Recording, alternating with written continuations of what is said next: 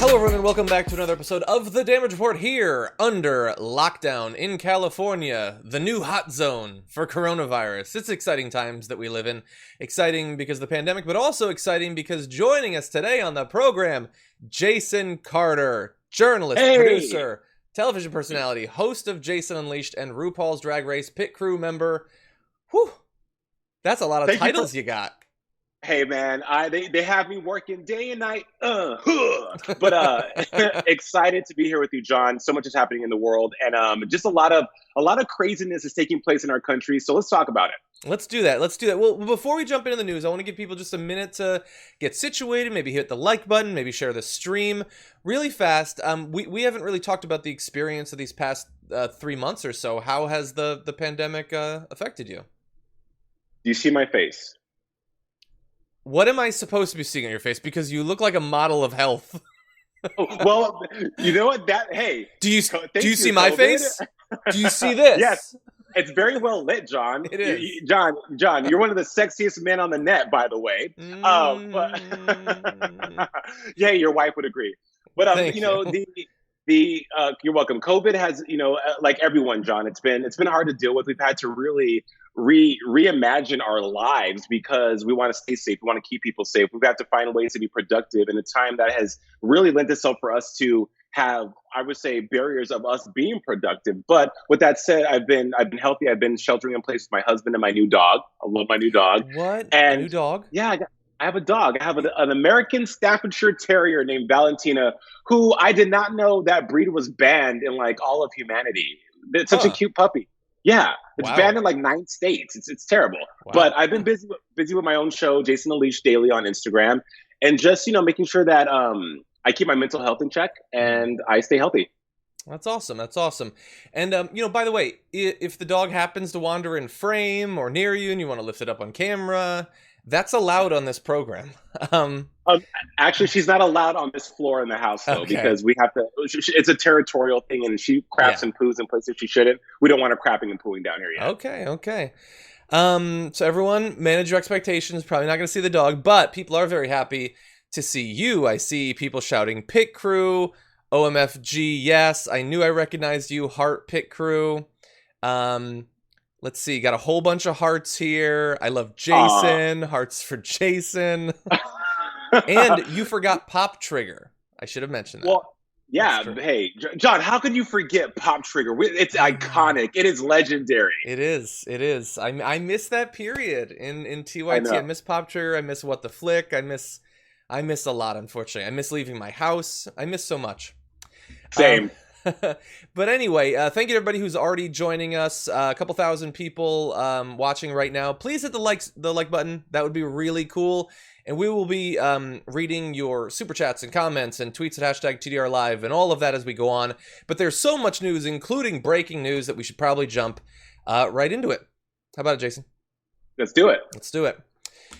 Ghislaine Maxwell's breaking news of the morning has been arrested. The former girlfriend and longtime associate of the disgraced financier Jeffrey Epstein was arrested earlier today on criminal charges linked to his alleged sex trafficking operation. She was accused in an indictment of helping Mr. Epstein recruit, groom, and ultimately abuse multiple girls, including one as young as 14. She also faces perjury charges. And this arrest came nearly a year after Mr. Epstein was charged in a federal indictment with sexually exploiting and abusing dozens of underage girls at his mansion in Manhattan, his estate in Palm Beach, Florida, and other locations. So this was pretty shocking breaking news, huh? Shocking breaking news in the sense that people have been waiting for Ghislaine to be brought to justice, right? Because in the whole Jeffrey Epstein saga, she has been the most, according to reports and the alleged claims made by the victims, and also in Netflix's documentary, Filthy Rich Jeffrey Epstein, she was complicit and also the woman who masterminded and filtered these women to Jeffrey, right? She's from what reports have said, she's a very, very smart, very educated, very well-connected, privileged woman that had a lot of access to a lot of wonderful things to entice these people to buy into what Jeffrey was selling. And then once they were roped in, that's where the egregious acts took place. So I'm glad that this has happened. And also, speaking of perjury, she lied on stand and said she had no idea that any of this was happening. But yet all accounts made by people involved, people that were directly involved and adjacent to the activity of Jeffrey Epstein, had corroborated the story and corroborated the claims that, yes, Ghislaine was public enemy number two next to Jeffrey. So not shocked that this has happened, just a little surprised that it didn't happen sooner. Yeah, great point. And one thing I want to clarify, just because I've followed this case, but I don't necessarily know all the ins and outs. Is she alleged to have participated in the actual sexual abuse in the instance of rape? She is, directly. Yeah, according to claims and reports, that she was also naked, if you will, unclothed, and was in the room. And the reason why she was there was because it was an attempt to make the younger victims feel more comfortable that a woman's presence was in the room, which, again, you have to be a pretty sick individual to even go in those lanes and think of those roundabout reasonings to victimize someone. So all will be revealed is what's going to happen. But I mean, it's an interesting thing that in this conversation about Jeffrey Epstein, she was always on the periphery. No one ever said, well, whoa, wait a minute. This woman really was the mastermind behind Jeffrey. Jeffrey provided of course, did the acts, but Jeffrey provided the infrastructure, if you will, for this to take place. But she was the one who orchestrated the activity to enact the actual egregious acts. Exactly. So here we go, Ghislaine. Yeah, and I forget exactly who was involved, but you remember that sort of like the Hollywood sex cult ring where they were recruiting people not long ago, that had the same sort of case where they have the women to sort of provide social proof that they're the ones going out and bringing people in to make them a little bit more comfortable. But I mean, Epstein really ranks up there amongst the most despicable people of our lives, and she has to be on basically the same tier that she participated in it. Could it have happened to the extent it did without her? I'm sure he could have found someone else. Would they have been as skilled in manipulation as she was? That I don't know. Think about, I know we have to wrap, but you make a great point, because if we go back to Roger Ailes, it was alleged that he also had an assistant who was a woman that filtered and facilitated that behavior. So it's these types of things we have been seeing, and I'm glad that we're now been able to unearth and unsheath and really get into what this is. But this has been going on for forever. This type of two-party system of victimizing and sexually assaulting people has been happening a lot more than we think. Yeah, 100%. So Jason, we're responding to this breaking news. She's been brought in. She's going to face charges, but we also have to understand the context was that, Epstein hung himself. That's the story. I'm not going to go into it, but we're getting multiple super chats right now. One from Christopher says, how long till Epstein's girls' suicides? Evelyn says, keep Maxwell alive long enough to talk. So look, I don't know exactly where you come out on this, but I do know that almost all of the social media traffic I've seen about this story coming in is, can we just watch her, maybe? Not like last time where everybody mysteriously goes to sleep at the same exact time. Considering that hypothetically, if there were people that have not come out as being a part of this story, Jeffrey Epstein could have identified those people. As intricately involved as she was, she hypothetically could as well. Do you share any of those concerns about her safety, or do you think, no, she's brought in, now we'll actually get some justice here? I mean, look, she is a human being. We don't know her personally. We don't know what the last, I would say, 3 years has been, because this has been ongoing for a couple of years now in regards to the investigation with Jeffrey Epstein, of course. I do think that from what's been reported and what we've seen and what I've read, I do think that other names are going to come out that have also been complicit and have aided these two in their crimes. We should definitely watch her, but Ghislaine does not strike me. And again, I don't know this woman, but from what's been reported about how smart she is, and even though Jeffrey was brutally smart as well, I don't see her as a type of woman that's going to be committing suicide or hanging herself or anything in the near future. But who knows? No one thought Jeffrey Epstein would have done that, allegedly, and that's what's allegedly happened. So the time will tell. But I think she did. I think Jeffrey Epstein's death is just, of course, it's just as dire as the crimes he committed, because These people need justice. Yes. Their lives are forever, I don't want to say ruined, but have been changed forever because of what they have claimed he has done. And so for her to take the easy way out by committing suicide by committing suicide is disgusting. You did the crime, do the time, be truthful, be honest, and let these people heal. Let these victims have their day in court or have some closure for whatever that is, and have justice brought for the way their lives have been ruined. Yeah, I 100% agree. And if she reveals more people, good. I'm glad. And I know that, like, some Republicans are like, well, you know, maybe like a Dem will come out. Okay, good. If any Democrats were involved in this, release their names. I don't care how big or how powerful they are.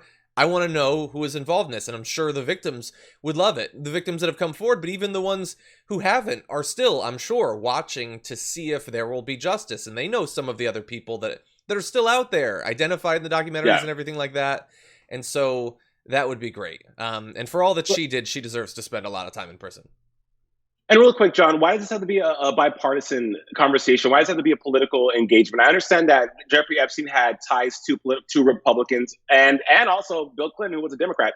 But let's strip that away and get to the human aspect of this, and also how triggering this is, not only for people who were involved, but also for survivors of sexual assault to watch this. Yeah. To have to relive their own traumas adjacently by seeing this in the news, by seeing this documentary that was splashed everywhere by Netflix. Let's talk about that. I think that's more important than, oh my gosh, maybe a Democrat was involved, or maybe a conservative Republican from Maine was involved. No one cares about that. What we care about is justice and making sure these people heal from their trauma. Good point. We need to talk about a relatively new show called the Republic, or UNFTR. As a Young Turks fan, you already know that the government, the media, and corporations are constantly peddling lies that serve the interests of the rich and powerful. But now there's a podcast dedicated to unraveling those lies, debunking the conventional wisdom. In each episode of the Republic, or UNFTR, the host delves into a different historical episode or topic that's generally misunderstood or purposely obfuscated by the so-called powers that be, featuring in-depth research, razor-sharp commentary, and just the right amount of vulgarity. The UNFTR podcast takes a sledgehammer to what you thought you knew about some of the nation's most sacred historical cows. But don't just take my word for it. The New York Times described UNFTR as consistently compelling and educational, aiming to challenge conventional wisdom and upend the historical narratives that were taught in school. For as the great philosopher Yoda once put it, you must unlearn what you have learned. And that's true whether you're in Jedi training or you're uprooting and exposing all the propaganda and disinformation you've been fed over the course of your lifetime. So search for UNFTR in your podcast app today and get ready to get informed, angered, and entertained all at the same time.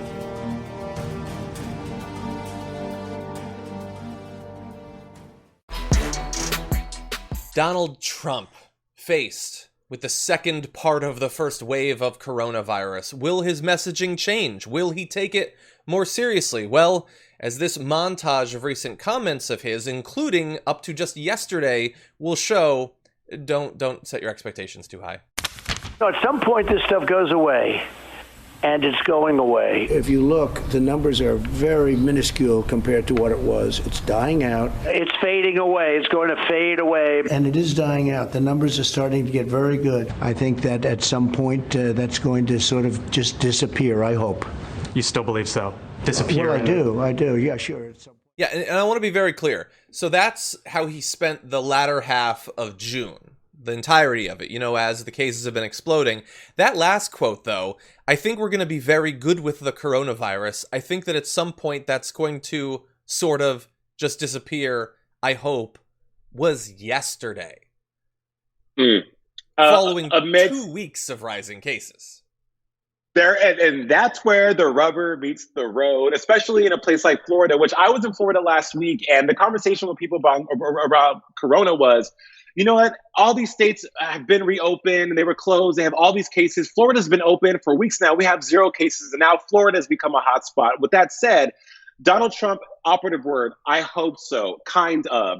Those are all things that elicit a lack of confidence in what you're saying. And if you want to get really crunk with it, the the concrete news and numbers and studies coming from reputable places that are showing that cases are spiking exponentially day over day. Any smart person, my nephew who is 9, could tell you that no, this is not going away, bro. The second wave is rising and upon us. Corona winter is coming, you guys. Oh, God.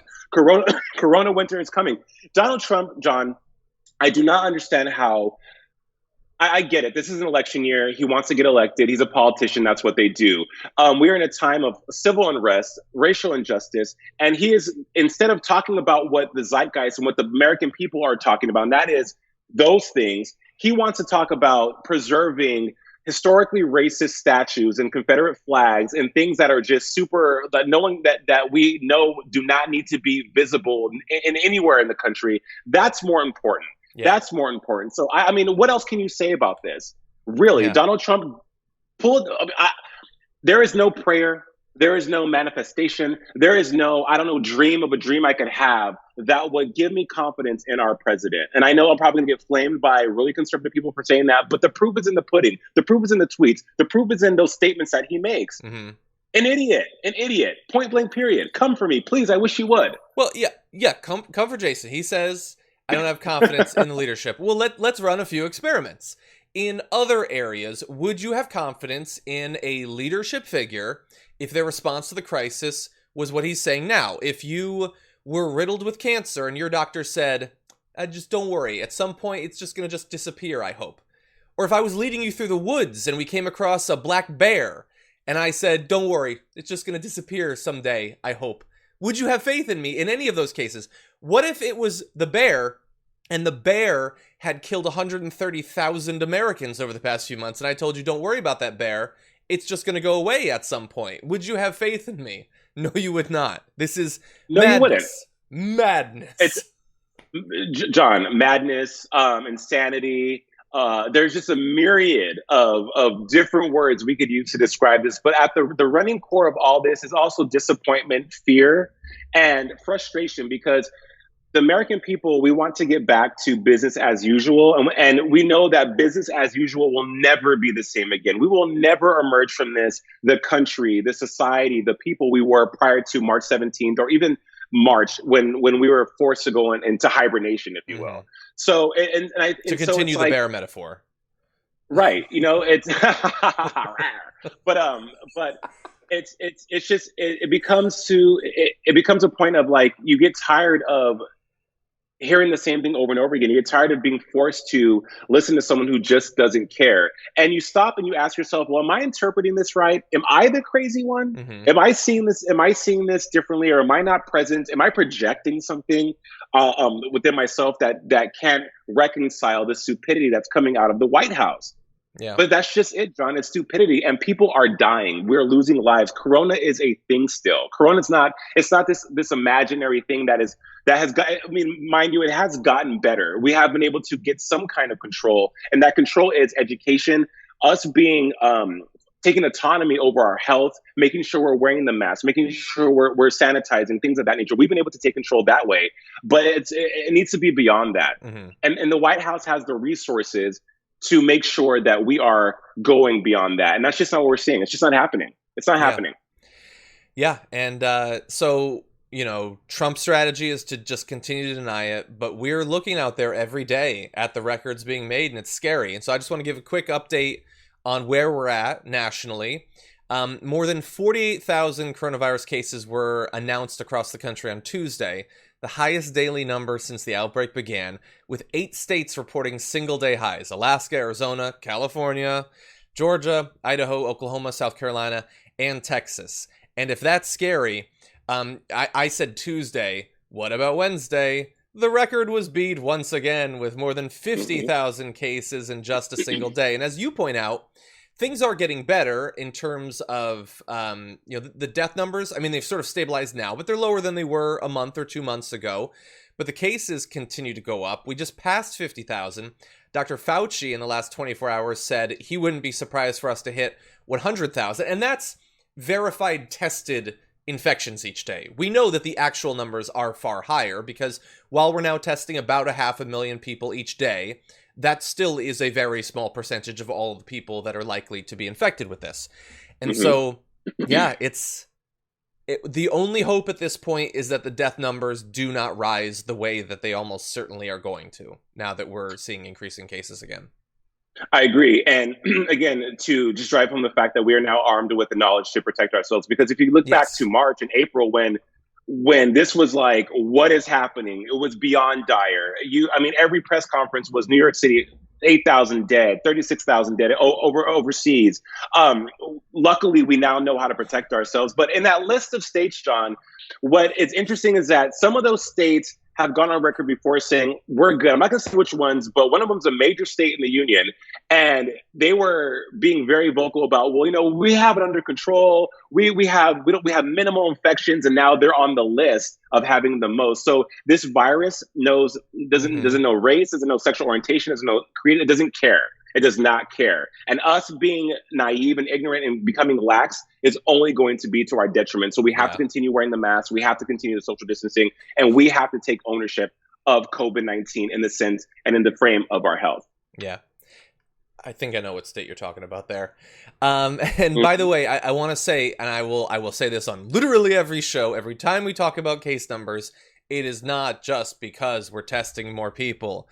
You can see here, the positivity rate is rising even as we test more.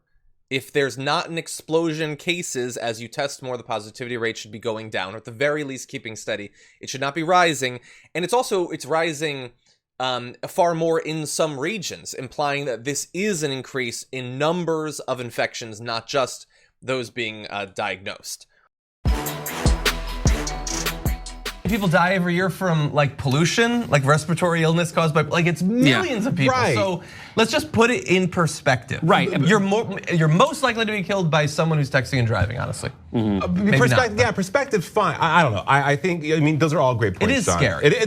Because again, it's knowledge, right? The flu. All these people die of the flu, but there's also ways to combat and cure the flu and take care of the flu, especially in the United States alone. So I just feel, and I don't want to get all conspiracy theorists with it, but I feel like we're on the precipice of something bad with this coronavirus. I get it. No mass hysteria for TYT members, but it just seems like every single day there's 400, 200 more new people that are now infected with this, and it's like this onslaught of where did this come from? So from when coronavirus was first in Wuhan, we started covering it originally on the Damage Report on our Meanwhile in International News segment. And then as it began to spread around the region, we covered it. We're scared about it. Cases started to come into the US. It was scary. And so I like to think that I was taking it seriously. However, in the middle of February, I believe on February 17th and 23rd, you appeared on The Young Turks. And we sat on a panel together. And you were very worried about what was about to happen. And I, both on the panel and internally, was thinking, okay, look, I'm scared too, but come on, it's the US government. They're not going to just throw us to the wolves. And you were 100% right. And I was 100% wrong. And just okay, John. First of all, thank you for that admission. As your brother and friend, I forgive you for you being wrong. But I've read enough Stephen King books to know what an epidemiological nightmare looks like, and this had all the makings of that. And and John, how quickly things escalated. How quick, in a matter of days, it was the life as we knew it was over. And so, I thank you. I'll take that pat on the back. Yeah. But don't sell yourself short, because you called that more than 1 month before TYT went into lockdown and home shooting. Things did rapidly progress, but lockdowns weren't even a conversation for about 3 weeks after you were expressing your fears. So I want to give you even more credit. You were way ahead of the vast, vast majority of people appearing on news shows at that time. Well, thank you. But here's the wonderful thing about what we do here at TYT. We have these conversations that go deeper beyond just what's being reported. We really flush things out and have nuanced conversations. So luckily we had a platform to talk about it, and our viewers they were also ahead of the curve. That conversation could have possibly sparked maybe ideas of how these people how our viewers could protect themselves going forward. So it's a win-win for everybody. Yeah. Donald Trump has not appeared to change in his strategy of trying to pretend that coronavirus isn't here, that we're not still in a pandemic and all of that. But apparently, his team is starting to fracture on whether this is a good strategy going forward, with CNN reporting that a divide has emerged inside his inner circle over whether he should turn his attention back to the pandemic or continue to focus on reopening the economy. I believe that is how his inner circle pitched it to CNN. I would say that is an insane, ridiculous, false dichotomy. That it's either acknowledge the pandemic or be concerned about the economy. How has their strategy of rushing to reopen how's that doing in Texas and Florida as they begin to close down back again? But anyway, apparently, Jason, they are starting to wonder whether Trump's just, pretending it's not here is actually working. It's not working. Well, look, like again, an election year for Trump. Of course, he wants to get reelected. So the inner circle also consists of Mike Pence, who, according to reports from CNN and other outlets, are saying that no, he's concerned that Trump is ignoring the pandemic because he wants to focus on things like I said earlier, preserving statues of Christopher Columbus, right? Yeah. Trump. He's a human being. He has a very complex and intense job being the president of the United States. So I understand you have to pick and choose your battles. Maybe I'm not a politician. I never had a job, but I do think if he does not address coronavirus, because that it's in the zeitgeist, John. Much like I said, civil unrest and racial injustice. These are things that the American people are talking about. Point blank. Period. You cannot turn a blind eye. You just can't. Yeah. So his people need to find a way for him to have a balanced enactment and a balanced plan of attack when it comes to those two things. By him ignoring COVID, that could ultimately hurt him more than him trying to take on, I don't know, what else could he be focusing on? Tweeting, I don't know. Him ignoring COVID is not going to fare well for him because that is affecting people beyond the economy. That people, like as you said earlier, people are dying. That's a health scare.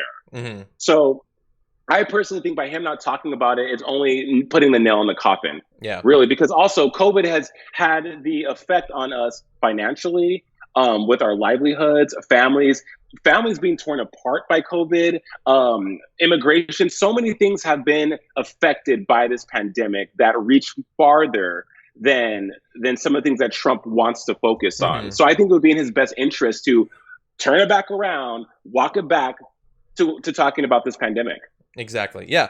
And as you point out, it's affected so many other areas of policy that to ignore the pandemic is to ignore a lot of the crises that are on people's minds as we get towards this election, let alone the actual substance of, the damage it's doing right now.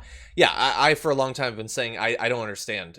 Morally and in terms of public health, this strategy is abhorrent. It's evil. Mm-hmm. It's killing people literally every day. So many thousands of people have died that didn't need to, but also pragmatically, even if you didn't give a damn about those people's lives, this country is in the grip of the worst domestic crisis we've had in our lifetimes, and you're going to try to get reelected in a few months. Pretend to give a damn for your own interest. He could have all the Republican politicians, all the right-wing media presenting themselves as the wall between the American people and this pandemic. But they're not. Mm-hmm. That's not the strategy, and I just don't understand it. I think you make a good point about, like, at least because politicians, it's an optics thing, right? They want to appear. I mean, much like Trump standing in front of that Herald Church in New York with the Bible, that was an opportunity for him to appear to be something. So you make a good point about Trump appearing to at least care. But you mentioned abhorrent, you mentioned unthinkable, unconscionable.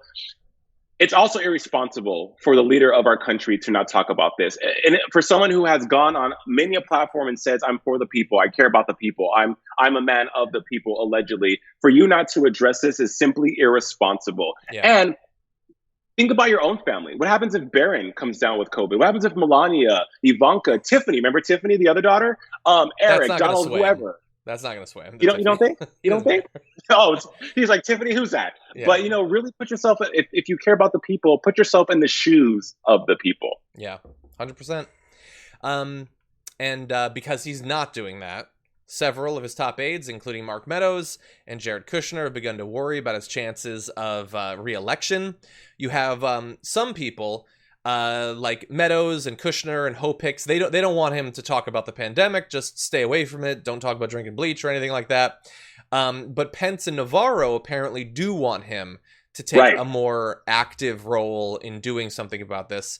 And then you get mixed things like this, which sort of undercuts it, with Secretary Mnuchin apparently asked if he has any regrets about the White House pressuring states to reopen, saying, no, absolutely not. I think we've had a very careful plan, again, working with the states. It's primarily the states' responsibility. So similar to what Trump said, a couple months back, they're not taking any responsibility, even though many of these states that opened earliest shockingly have seen a massive rise in coronavirus case numbers. Well, look, I'm glad Mike Pence is trying to knock some sense into the president. And the reason why they probably don't want him talking about it, because every time he says something, it's the dumbest, most asinine and unthought out response ever. They're probably like, let's just do damage control on that sense. But guarantee behind closed doors, there has been probably heightened and very heated conversations with the president about how to address this publicly. And people are probably frustrated that he just can't seem to do that right. Yeah. Yeah. And I think he gets that he's not capable of messaging in an empathetic way about this. I think that's why once they backed off of those press conferences, those ridiculous shows, he backed off. He doesn't seem to think about it much, doesn't talk about it much. He wants to talk about other things. And by the way, there was a perfect example of that this morning when he wanted to talk about the jobs numbers. And obviously there are other major crises like the pandemic. Take a look at his retreat as soon as he was done speaking. Be your president. Thank you very much. Thank you.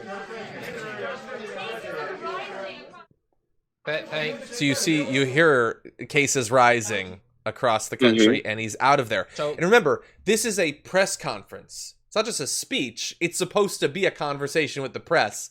Before he gave it, you had reporters saying, I forget exactly which one. It's the one that he keeps bickering with, saying, they keep saying these are going to be press conferences, but then they don't answer questions. And indeed, he ran out of there as fast as he could as soon as that thing was over. Didn't take any questions whatsoever. Well, and see, in those instances, John, this is why the administration is an abject failure, because you hire people, you have a team of people of Harvard, Yale, Columbia, Ivy League graduates that get their rocks off by addressing these issues, crafting these amazing statements that are factual, that dive into the actual facts and numbers and a plan of what to do, and then let them find, if the president doesn't want to talk, okay, whatever. We don't want to hear him anyways, but let his team of masterful people do the talking and give us answers. Because at the end of the day, what do we want? We want answers. We want to be assured and reassured that the road ahead is gleaming and looks a little bit more sunshiny than the bleakness we have been experiencing for the last, how many days have we been in quarantine now? 106 days or over that? Maybe I stopped counting. Yeah, that's what needs to happen if the president doesn't want to take accountability and be who he needs to be for the American people and our country. Let's talk now about the disappearance and apparent murder of soldier Vanessa Guillen. It's been more than 2 months since she disappeared from the Fort Hood military base in Texas, and it has been a very long wait for her family and those who love her to find out more information. But all the information that has come since then has unfortunately just added layer of tragedy upon tragedy. In the months since the disappearance, the investigation that was conducted turned up little. So her family actually had to get involved, saying she'd been sexually harassed in the months before on the base. Obviously, that's something that seems important when a woman has disappeared. So they retained a lawyer trying to keep her story in the national spotlight. We have on Tuesday of this week, the U.S. Army Criminal Investigation Command said in a statement that agents who had returned to an area of interest found what had been described as partial human remains after analysis from a forensic anthropologist. Investigators have yet to determine the identity of the body and said that due to the ongoing criminal investigation, no further information will be released at this time. Although, from a statement from the family and their attorney, they believe that this was Vanessa that was found. I want to read just a section of that statement from the family attorney saying, "Our hearts are broken. We feel pain, frustration, and devastation. This shouldn't have happened. If this could happen to Vanessa, this can happen to any one of our sisters, daughters, and mothers." And so that was tragic. Then we have another development with a soldier who'd been suspected potentially in the disappearance, killing himself after police confronted him. This is just yesterday we found out about it. And Texas Rangers have arrested another civilian suspect in connection with Guillen's disappearance. So you have one killing himself and then one being taken into custody. We have a bit more of the historical context of this, but this is sort of how the big parts of the case have developed, Jason. It's devastation and frustration and sadness. I echo those sentiments of the family, because this is the horrible thing to have to go through. Like they're trying to identify a body. They don't know if it's her. And it's just, again, the word I've been using the word trauma a lot, but all those things are very traumatizing. And I think this speaks to a conversation and things that have been reported throughout the years in regards to the environment in the armed forces when it comes to women. This isn't the first time people have been speaking out about mistreatment, sexual harassment, rape, a myriad of different not unfavorable acts within the armed forces when it comes to women. And they are right. This could, if the family doesn't keep this in the public conversation, much like justice for Breonna Taylor, we move on so quickly in a news cycle. We move on so quickly via social media. We move on so quickly via the news that justice sometimes is elusive because we aren't giving enough energy to keeping the conversation going. So I'm glad that they retained an attorney. I'm glad that the family's taking it into their own hands to get justice for their family member. They have to. Now in 2020, that's the only way you can get anything done, unfortunately, because our justice system just isn't as effective as it needs to be. Yeah, exactly. Like, imagine going months and not knowing for sure. I mean, finally getting what is likely, this terrible news that they found the body, because you were probably still holding out at least some hope that hypothetically she could still be alive. A small hope, but still a hope. And then to have this soldier kill himself, potentially having had information about it, that's going to be devastating too. Now, they did arrest someone. We have no idea if they will have been involved, have any information, but I want to give the audience just a little bit more of the background of what some of the family thinks might have played into this. In mid-June, their lawyer said she had turned up 2 alleged incidents of sexual harassment towards Guillen at the base. In one case, a superior allegedly walked in on Guillen while she was showering. In the other, a colleague made vulgar remarks during Spanish. According to the lawyer, Guillen had told several people that she was afraid to report the alleged incidents. And the family is saying that I guess no one is shocked that the military isn't taking seriously sexual harassment and sexual assault against female soldiers. That has been the story of the military for decades. Right. But they want something done about it. They want legislation. They'd like it to be named after her, for the military to finally take this seriously. And maybe, like, to your point about the trauma, maybe that, if it happens, could be a part of the healing, that justice has been evaded for literally months at this point, but if they can help to stop other incidents like this happening, that might give them a little bit of closure.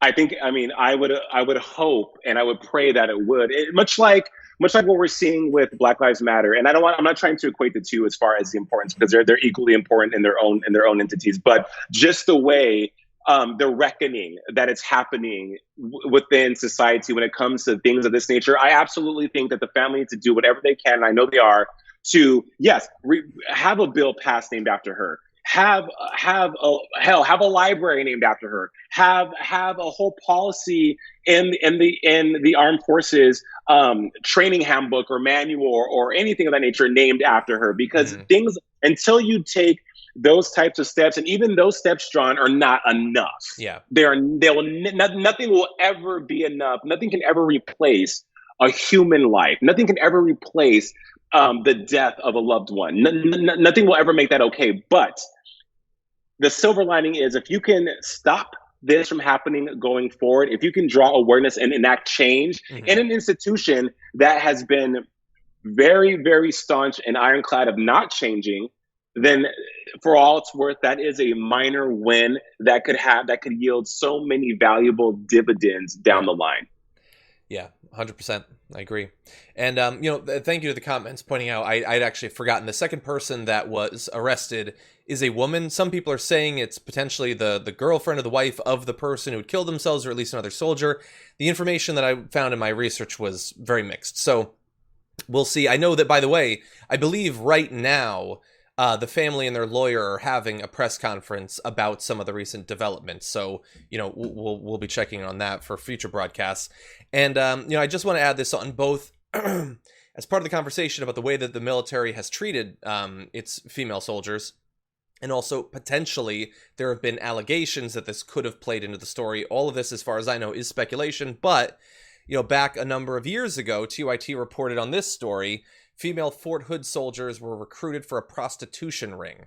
And eventually there were multiple charges filed about this. This is the same base, and it was just a few years ago. They need to take the safety of their soldiers far more seriously, and unfortunately, it does not seem like a massive priority. It's not. I mean, and again, of course, the reporting, everything's always, allegedly. There's claims that, until someone is guilty, that's all it'll ever be. It's just claims, right? But there's movies, there's articles. Where there's smoke, there is fire. And for years, when the same conversation keeps happening in different instances, but the elements and the things that make them all common are just that, the same and common, there has to be beyond a smidgen of truth to what's happening. There has to be. How else can you chalk it up? What else can you chalk it up to? Yeah. Really? During the pandemic, we've done multiple stories on the state of American meatpacking plants and the intersection of meatpacking with super spreader sites for coronavirus. And ever since these meatpacking plants were forced to stay open, apparently mostly so that we can ship meat to China, and we're going to give you numbers on that, I have been dreading hearing the news that cases are starting to explode in these plants once again. But I just saw some news that actually makes me a lot less worried about finding out about that, because apparently, although the cases will begin to spread again, we won't know about it. So that's reassuring. On June 8th, the health department for Burke County, where the Case Farms facility, this meatpacking plant, is located, they had 136 new COVID cases, a 25% increase in a very limited period of time. Yet neither the company, county officials, nor the North Carolina Department of Health and Human Services would confirm whether those cases were connected to Case Farms. So let's be clear. The meatpacking plants are just not going to report that their employees got sick anymore. So hey, problem solved. We don't have to worry about it. I mean, the workers do. They're screwed because apparently these meatpacking plants haven't done much at all to improve worker safety over the past few months. They're still packed in shoulder to shoulder. PPE is still far too rare, but they're just going to stonewall investigations into how many of their employees have gotten sick. So Jason, are you reassured?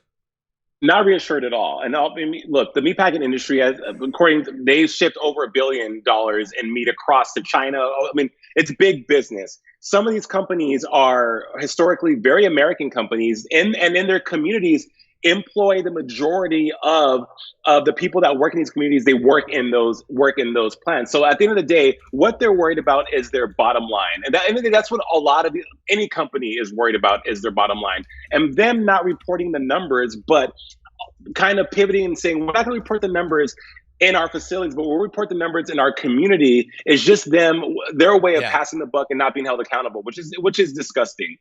Be open about it. There are some companies that are, but majority of these companies are taking that route, and it's criminal. You're doing, not only are you doing a disservice to your employees, you're kind of killing your employees, really. Yeah, and we're gonna get to some of those numbers in just a second, but I want to be very clear, like.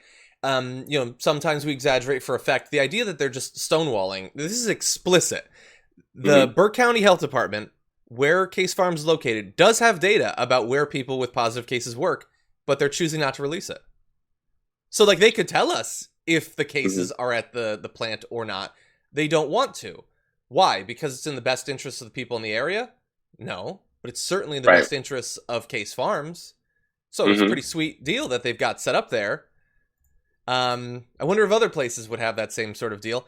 So let's talk about some of the numbers, because we alluded to how bad this has been for the workers. Let's see. As of Thursday, there were nearly 3,000 confirmed cases of COVID-19 in 28 meat processing plant clusters around the state, the department said, but would not specify further. And maybe they just happen to be in that region. It doesn't have anything to do with the plants. We'll never know, apparently. Right, apparently. Ridiculous. But anyway, as of right now, more than 36,000 meat processing and farm workers have tested positive for COVID-19, and at least 116 have died.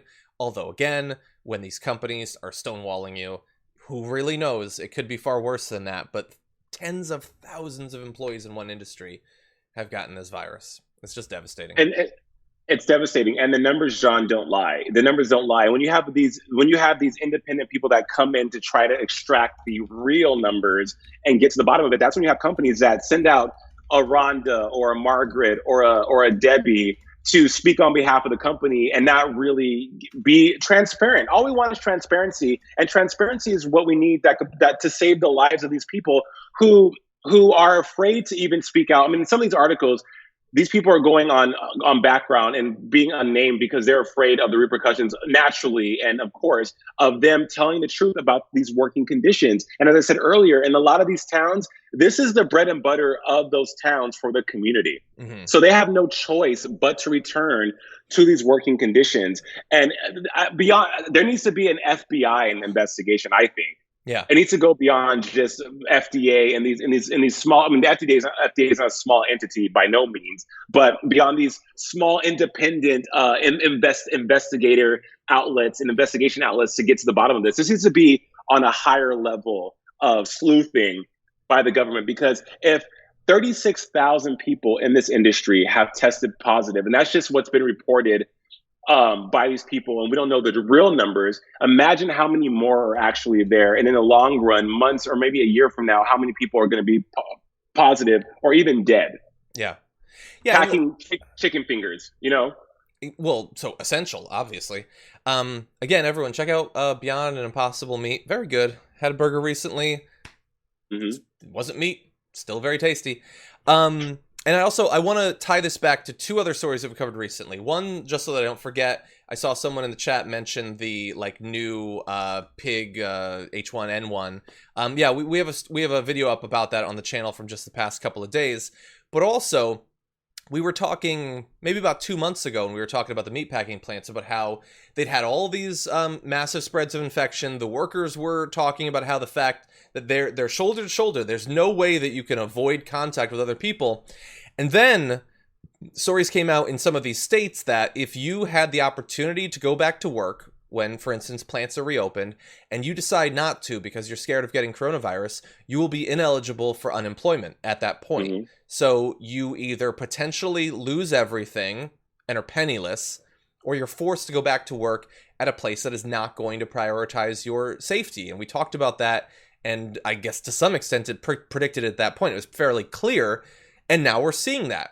And what they have done is, federally, the Republicans are saying we're going to protect companies from lawsuits over people that get infected while at work.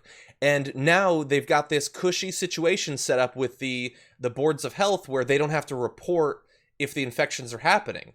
So they're not actually prioritizing stopping infections. They're just prioritizing their public image and making sure that it doesn't look as bad as it clearly is. But when you listen to the workers, you get the true story. So that is what's going on. We don't know exactly how it's going to go, but considering the pattern so far in terms of cases and deaths, we have a pretty good idea. And John, with that said, the workers have no reason to lie. Really, they don't, because livelihoods are at stake. People want to be able to provide for their families. They want to get a check every other Friday or Thursday of the month. They want to make sure that their livelihood isn't upended because COVID-19 has put millions of people on unemployment, has put millions of people in situations that they never would have imagined in this day and age of our economy. Mm-hmm. So I don't think these people are lying, but it goes back to no one cares about the people. No one cares. No. You're just a number. You are replaceable. You are dispensable. You are not a human being. You're just a line item on a sheet that if they could would erase you, because what does that do? It puts more coins, more dollars back into their bottom line. Yeah. It's the end of the week, and so it's time to take out the trash.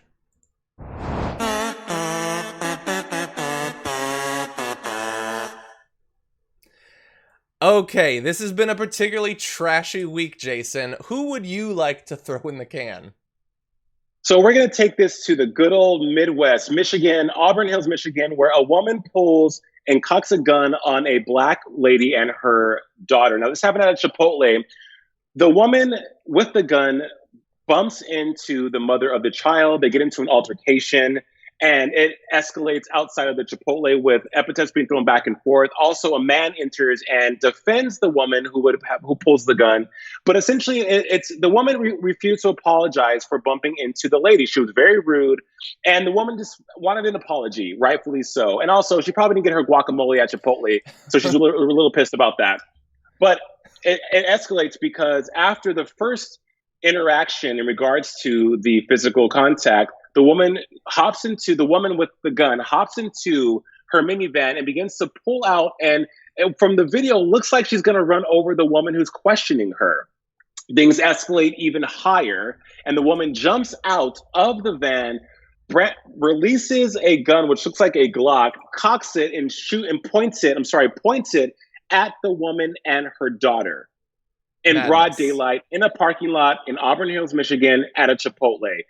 The Karens, I'm sorry, not the Carries. The Carries are even more vicious, violent, and unhinged now more than ever, John. And this could have ended up with a murder. This could have ended up very bad. This could have gone so bad very quickly, because this woman had no problems pointing this gun, pretty much cocking this gun and saying, "Hey, listen, if you don't step back, I'm going to shoot you." And the woman who accused the woman of bumping into her wasn't being violent in any way, shape, or form. Yeah. Any way, shape, or form. It's you have to watch the video. It's graphic in the sense of you see someone who has zero regard for human life. I understand protecting yourself, but in an instance where there is no need for violence and there hasn't been any violence that's been enacted on anyone, this is outrageous.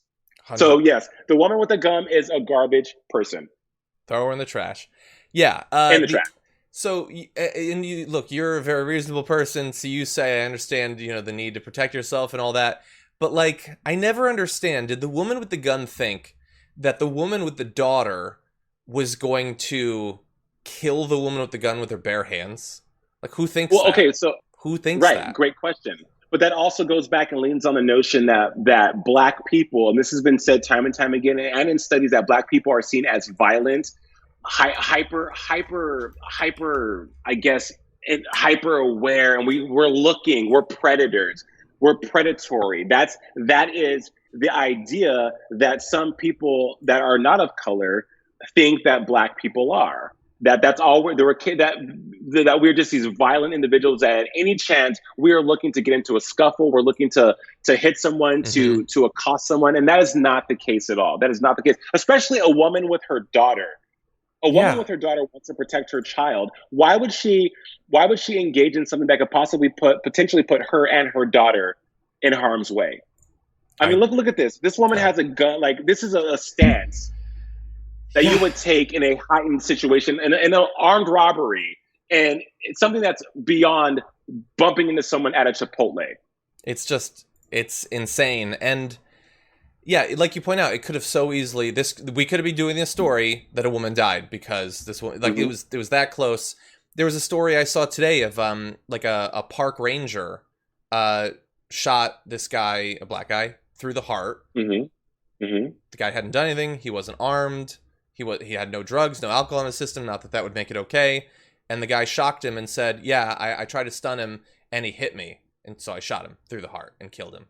Absolutely insane. And the thing about this case that you're pointing out, and we've had a lot of Karens on garbage people recently. It's that this just happened. So, like, we've had how many months of these sorts of stories in the news, of these totally needless, horrible confrontations, And so out there, this whole time, there's been a woman who has been going day by day, seeing the news, seeing the ridiculous spread of this Karen behavior, and it didn't modify her behavior. She still did it, given her chance to be that person. And next week, it'll be others. And the week after, it'll be others. And the same with, you know, George Floyd, the particular way that he was killed, the particular way that these protests started off. We've had multiple cops kill black men saying that they can't breathe since then. Like, even having the nationwide protests hasn't stopped the cops, not from killing black men, that's way too much to ask, but killing them in this very specific way. It hasn't even stopped that. It's madness how hard it is to get anything to change in America. Right. It's a trend. It's become almost like, let me see how I can recreate. It's like a TikTok dance. How can I recreate this reimagine this event, right? And you hit the nail on the head. People are crappy all over, John. But when things are brought to light, if you are a douchebag, if you are a crappy person, you kind of like do your dirt behind closed doors if you're going to do your dirt. But these people are now more emboldened to be even more open with it. It's beyond me. It's insane. For my garbage person of the week, I've got this individual. It is likely that you don't know his face, but it's even more likely that you've probably seen some of his tweets, because this individual is Caleb Hull, a digital communications strategist popular with pro-Trump Republicans, both in terms of working for these organizations, but also his memes and videos have been retweeted by members of Donald Trump's family and spread far and wide. And I'm just, for the purposes of logistics, I'm going to throw him in the trash now. But I want to tell you why. It's not just that, you know, he has turned American politics into just a meme war, complete waste of time, devoid of substance and all of that. It is the insane things that he said on his formerly private Twitter account that we now find out just 6 years ago were what he thought about a number of different groups in American politics. So he casually deployed the N-word on his @FLWTV Twitter account on several occasions and shared jokes in which the slur was the punchline. In one instance, he remarked that he was banned from a Twitch streamer's chat room after he spammed the N-word 17 times in a row. He promoted racist tropes about black people, including those involving watermelon and fried chicken, black children without fathers, and slaves picking cotton. He shared several memes containing these racist tropes, and he cited the same tropes while writing his own captions to images. For example, Hull captioned one image depicting a black man wearing clothing styled after world maps, saying, quote, "He's wearing a map so he can find his dad." There's more, so buckle up. He shared an image multiple times that depicts a piece of fried chicken hanging from a noose, and in one tweet, he juxtaposed the image on his timeline with an image of a black man. There's more. In several instances, he specifically attacked Avalanche, a black esports player and video game streamer, asking Avalanche where he picks his cotton.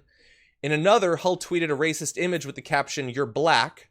Right Wing Watch attempted to reach Avalanche via Twitter direct message, but did not receive a response. All of this, by the way, is coming from Jared Holt of Right Wing Watch.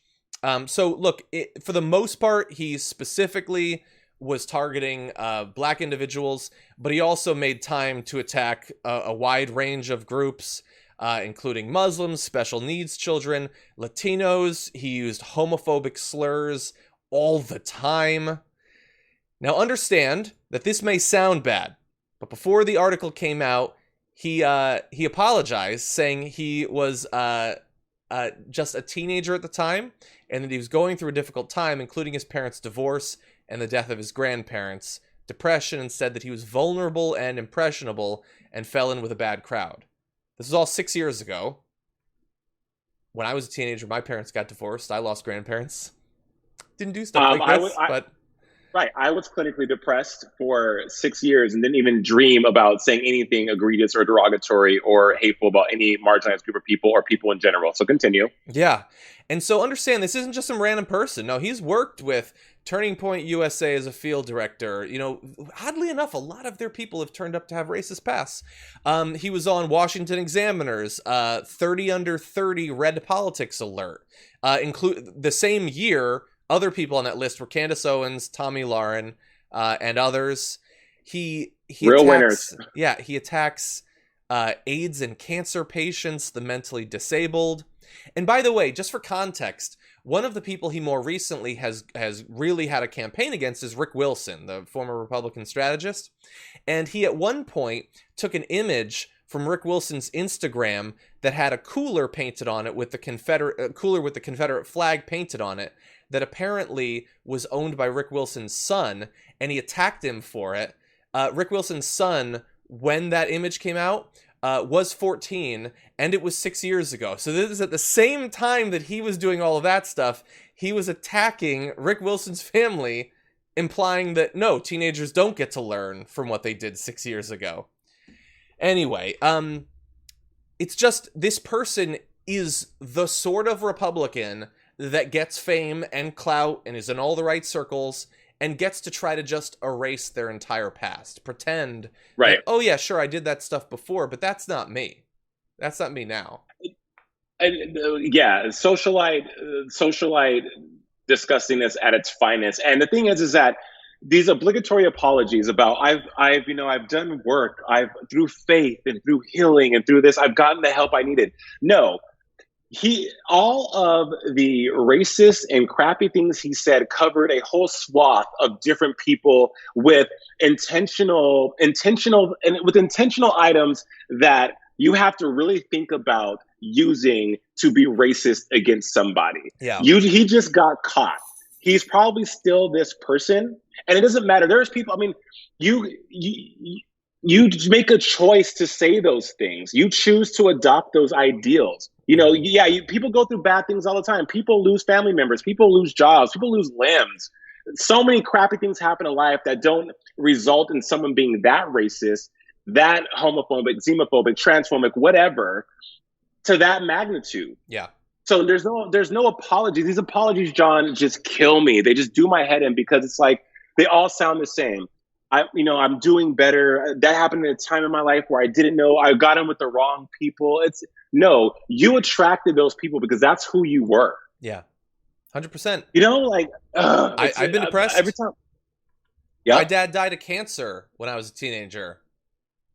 Didn't lose it. And by the way, there's probably quite a few people watching this that have experienced depression. The idea that naturally makes you a racist is going to come as a shock to a lot of people who have depression and are not racists. And so here's the thing. It's not up to me, but I would say there have been people who have said things a long time ago and appear to be different people now. Now, it's still up to the individual whether that matters, whether you can ever absolve yourself of the things that you said and you did. And again, it's not up to me. But we can look at more recently what he's done and tried to figure out, has he actually changed? Because the thing is, he recently, this is just in June, mocked reports that a noose was found hanging in a stall used by black NASCAR driver Bubba Wallace. He thought it was really funny. He's the guy that was sharing the images of fried chicken in a noose. So back when he felt comfortable being explicitly racist, he used images of nooses. Now he can't do that, but he still thinks it's kind of funny. Like, haha, like, oh, you're worried about a noose. So that's the version that's acceptable. Last January, when there was concern over this image of Covington Catholic High School students in blackface at a basketball game, he attacked those who were offended by it, saying, this is just a blackout game. It's a normal thing. Mm-hmm. So he's not necessarily spamming the N-word 17 times in a row, but he's attacking people who have a problem with blackface. So that's sort of the evolution. That doesn't, to me, signal a fundamental change and like a reconciliation. His apology for what he'd said before was an attempt to get out ahead of this story because he'd been reached for comment on it. It's not, I really have to come to grips with the things that I've said and done because I now understand how fundamentally wrong I was and I have a different view of these things. He doesn't have a different view. He's just a little bit more careful about what he says in public.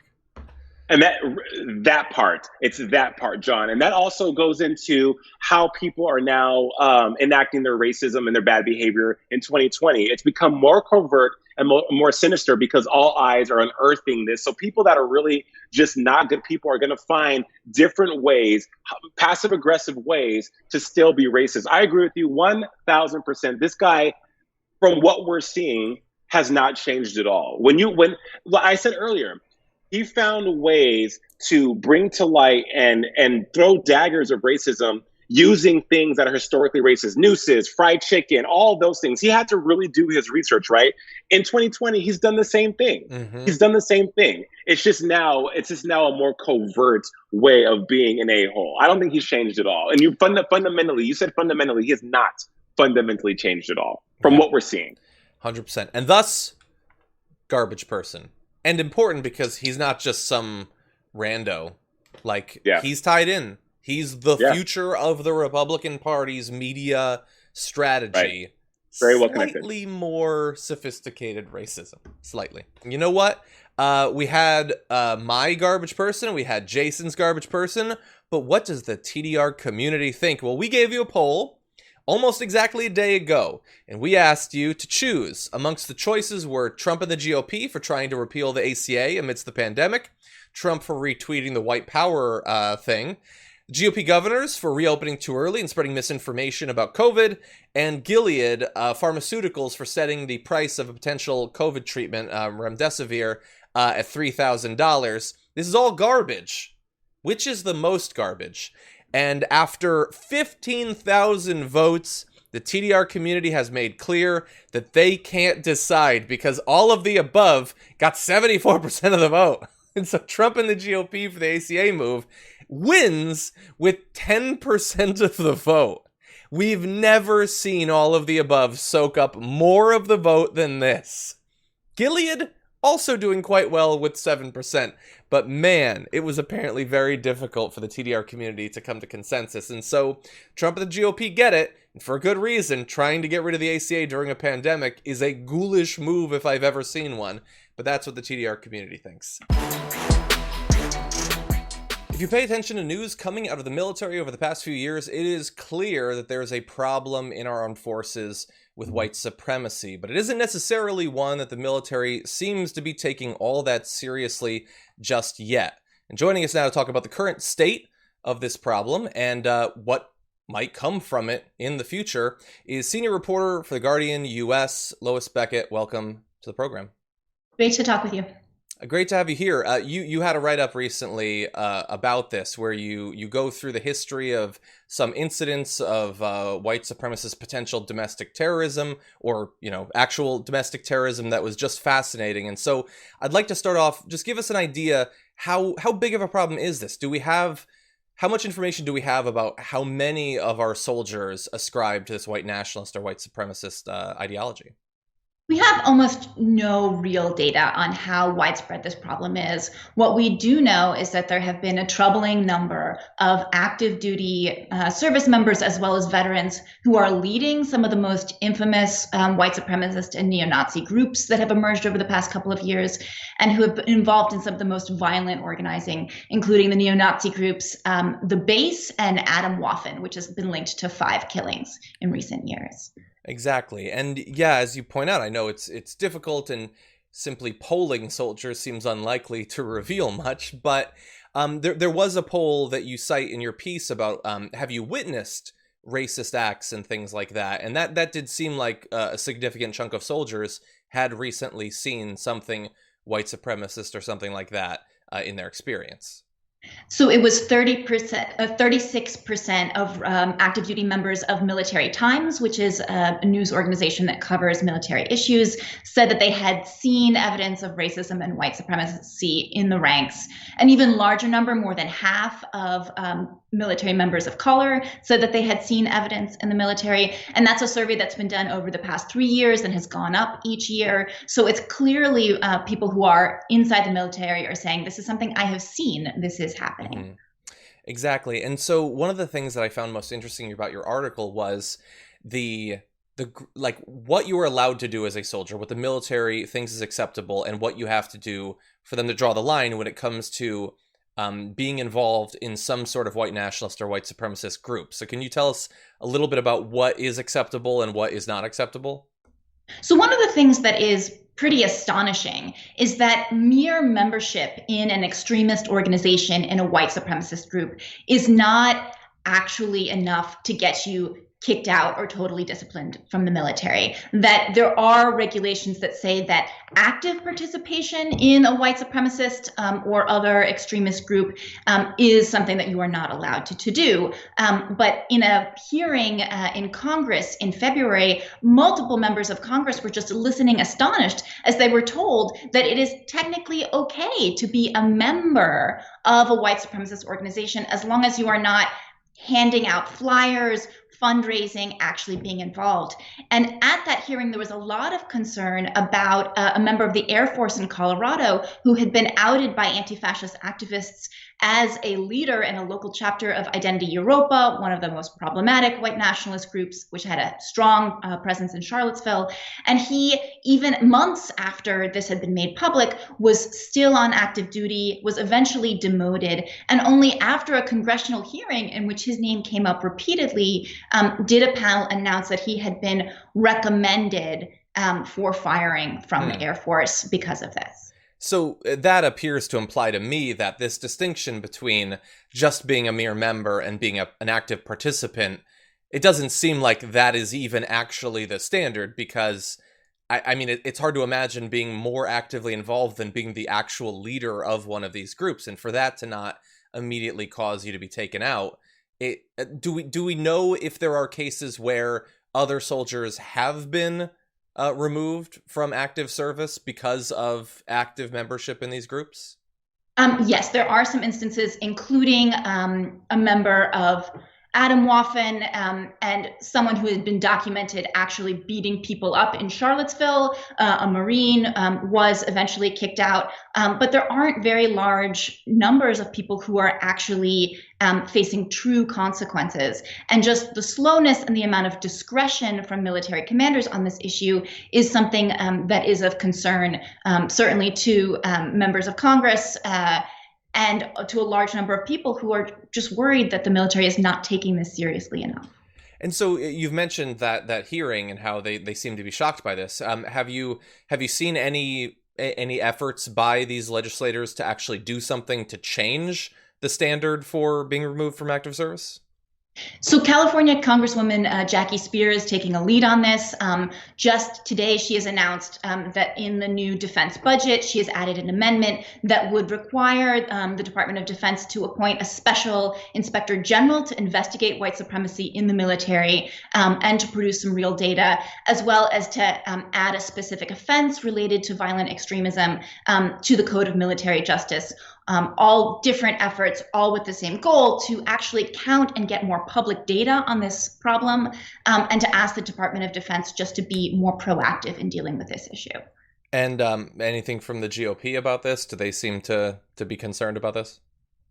In the House hearing, there were Republican members who did say, like, we want the Department of Defense to do more to identify members of hate groups, sort of find out who they are, get them out, and stop them from coming in the first place. So there is some bipartisan acknowledgement that this is dangerous, and that's certainly obvious from one of the most recent cases, which is an Army private, Ethan Melzer, a 22-year-old who was conspiring with a British neo-Nazi satanic group to share private information, classified information on his own unit for the purpose of attacking them.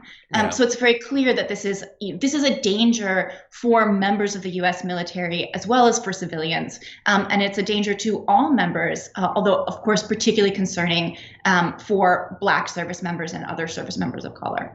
Yeah, it sounds like, I mean, for the very least, for unit cohesion, morale, and all of that, you'd want to take this seriously, but also potentially to save the lives of active duty service members. If this one individual was attempting to set up some sort of ambush, is it possible? Is it likely that others might as well? That seems like something they should certainly take seriously. I also wanted to talk to you about, in your article, you talk about veterans specifically. So we're not talking about active duty members of the military right now. We're talking about people who had previously served, their involvement in some of these extremist groups, both presently, the so-called Boogaloo movement, but also over the last century or so. Can you walk us through a few of the highlights in this area? So, one of the things that's really important to understand about white supremacist and white power organizing in the United States is that military veterans have been part of it for over 100 years.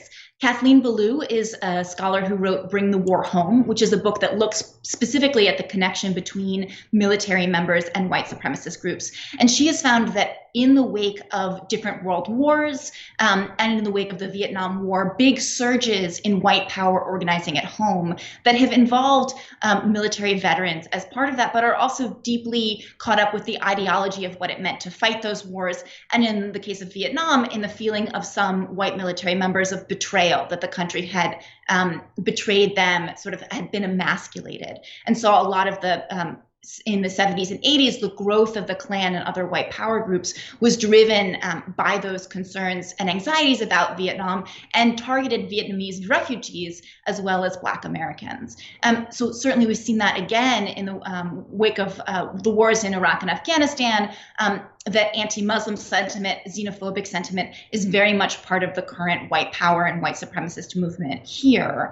And one of the really troubling things in looking at that history is seeing again and again how slow the military was to take this problem seriously. So in the 1970s and 1980s, the Ku Klux Klan was actively organizing on U.S. military bases. In fact, David Duke got one of his big political boosts by showing up at Camp Pendleton in Southern California to take the side of some Ku Klux Klan members who had gotten in an altercation with Black Marines there. And time again, the military has waited years to take really strong steps to address this problem that we are seeing once again.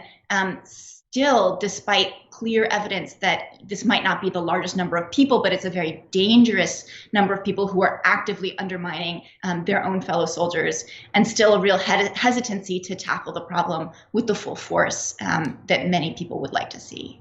Wow, some of that is just amazing. Both, what has been done, but also what hasn't been done in response. The lack of prioritization of this.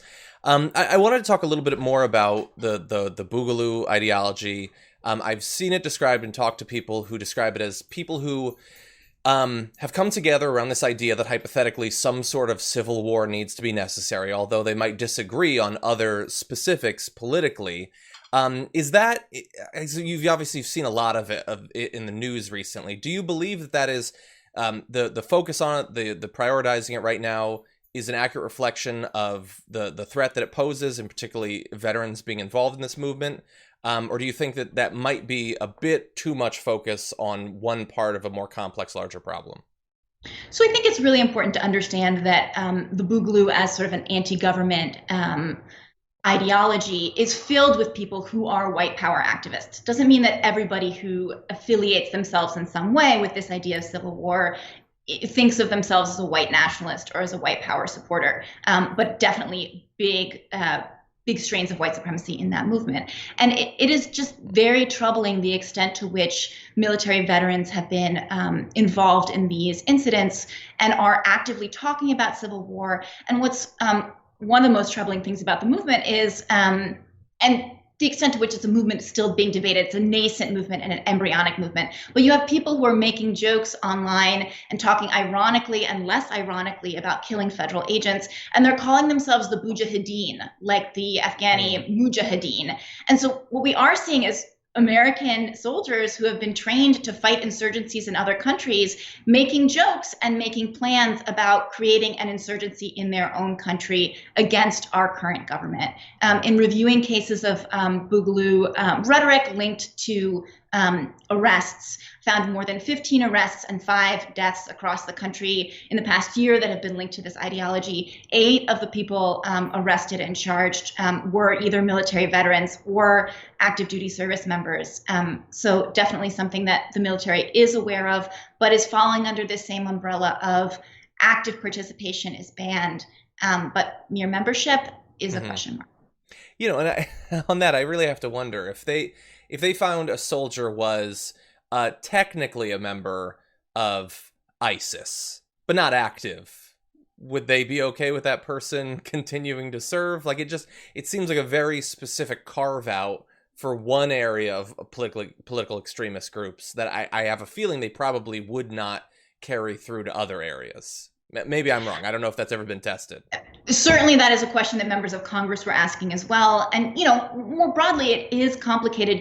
We do not want the Department of Defense infringing on soldiers' free speech or policing their thoughts, right? There's obviously a balance here. But if you are a white supremacist or a member of a white supremacist group, you are actively trying to undermine the government of this country. You are, this is a treasonous act. If you want to create a white ethno state, you are not serving the United States, and you are planning acts of terrorism against the United States, so that there is a clear problem with that. Exactly.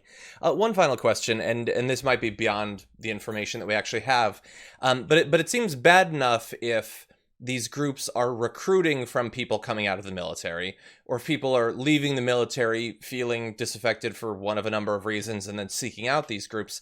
But considering how you've stressed the scholar talking about the importance of the skills and the training that these soldiers get that they can then bring to these movements, do we have any reason to believe that hypothetically some of these groups might be putting people through military training specifically to then bring the skills back to these organizations?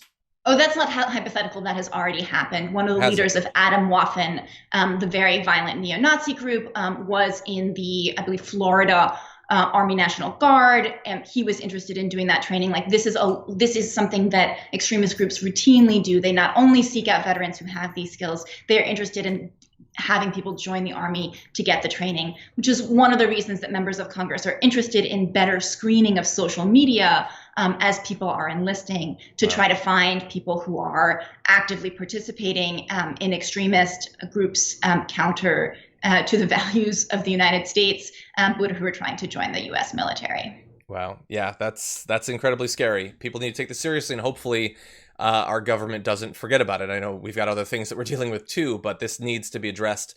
If you are watching this and you found it interesting and want more information, the article is How the U.S. Military Has Failed to Address White Supremacy in Its Ranks, available online now.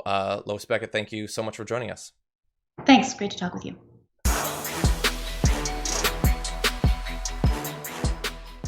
Thanks for listening to the full episode of The Damage Report. Support our work, listen ad-free, access members-only bonus content, and more by subscribing to Apple Podcasts at apple.co/TYT. I'm your host, John Adarola. I'll see you soon.